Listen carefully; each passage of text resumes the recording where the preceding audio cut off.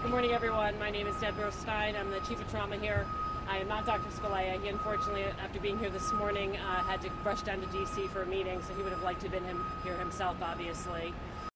Obviously, we're all aware of the events of early this morning, and unfortunately, we do know that there were fatalities at the scene. I don't have any details about those patients. They obviously did not come to us, but we do want to make sure that everybody knows that our hearts and condolences go out to the families of those victims who were not able to make it to us. We are currently treating 5 patients. One is critically injured, one is serious, and the other 3 are fortunately in stable condition. That's really all the information I have right now that I can give you in the absence of us having any additional contact with the families and obviously making sure that they get any information first. But I'd be happy to answer any questions anybody has. Doctor, when did that status change? I know we had 4 stable and 1 critical. One of the patients who was originally stable, and she is remaining stable. However, she was identified as having some significant injuries which are currently being treated. Can you repeat the injuries one more time? Male and female patients? There's one male patient, unknown age, and 4 female patients that range from about mid-20s to about mid-40s. Could you describe the general nature and type of injuries? They're actually relatively generic injuries for what we see in motor vehicle crashes.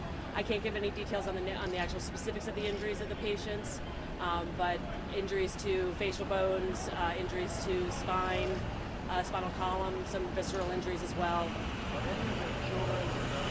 There were no children that were brought to us. Do you get a sense that majority of these will be treated and released today, or will most of them stay over? At least 2 of the patients will certainly be staying with us. I would anticipate that another patient will be admitted for observation, and a 4th patient will likely stay probably for a short period of time. I believe 1 patient will be discharged later today. Of the 3 that are stable, are they in fair condition? Good? What's their actual condition? They're in fair condition. So the man is not a child, but you just don't have his age? That's correct.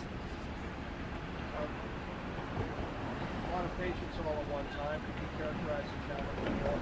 Yeah, I mean, for us, this is business as usual. Unfortunately, being the Shock Trauma Center, it's what we do every day. But I will say that given the nature of the incident, we certainly had all hands on deck. The collaboration, cooperation from our colleagues in the emergency department was really quite extraordinary.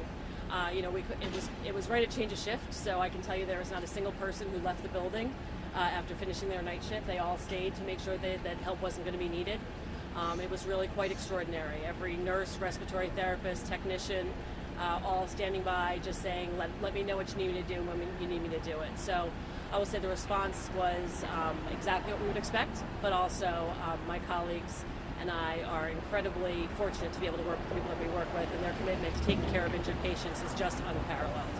Without going outside the boundaries of HIPAA, can you characterize for us whether or not your patients are able to communicate with you, or are you able to talk to them? The patient who is not critically injured, those other 4 patients are communicating with us, yes.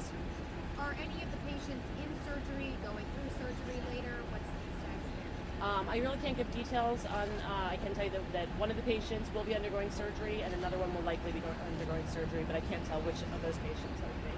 Dr. Willis had said earlier how fortunate you guys were that you didn't get more patients, how the situation could have been 10 times worse. Can you touch on that a little bit? I mean, anytime you have a mass casualty, I mean, we at the Shock Trauma Center and at the University of Maryland are as well equipped as anyone in the entire world, I would argue, to deal with a large number of patients and who are very badly injured.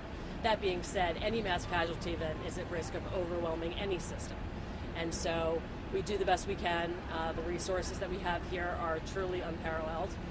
But there's always the possibility that we would see something like what we saw in Orlando, where those guys did an amazing job down there. But resources can always be overwhelmed, and disaster preparedness and planning cannot be underestimated in that situation. Do you know where the other 5 victims went? I do not. Do you here at Shock Trauma classify this incident as a mass casualty? Given the nature of the event, we classified it as a mass casualty when we first heard the reports from the scene. Given that we only received 5 patients, we would not classify that as a mass casualty ultimately. Can you just one last time run down the conditions? 1 patient who is in critical condition, 1 patient who is in serious condition, 3 patients who are stable in fair condition.